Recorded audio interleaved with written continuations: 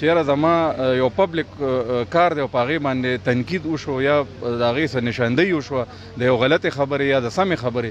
نو بیا خو ماله نه دي په کار چې زه پبلک سرونټ جوړ شم نو زموږ چې کوم سرکاري افسران دي که هغه د ایم ایس دی که هغه ډي پی او دی که هغه ډي سي دی که هغه د اکسیانان دي چې څومره زموږ ډسټرک افسران دي او که هغه صوبایي افسران دي او که هغه فیډرل افسران دي نو دا د پاکستان د عوام دا ګوره د انګریزانو هغه ټایم تیر شوی دی د انګریزانو په وخت کې به بیوروکراسي یا افسر چې نو هغه به حاکم او عوام به د هغوی محکوم وو اوس چې کوم دی دا زموږ خپل ملک دی آزاد ملک دی په دې کې دوی ته د دې په رولز کې هم دا پبلک سرونټ دي د پبلک سرونټ مطلب دا دی چې د عوامو خدمتګار دي ده او د صحافي برادرۍ خو کار دا دی او خاص کر اسپتال یو داسې ځای دی چې هغه ډایرکټلی مونږ او تاسو او عوام په هغې باندې افیکټ کیږي نو زه بالکل دې کې کلیر یم چې صحافي برادري که په هغې باندې څه قدغنونه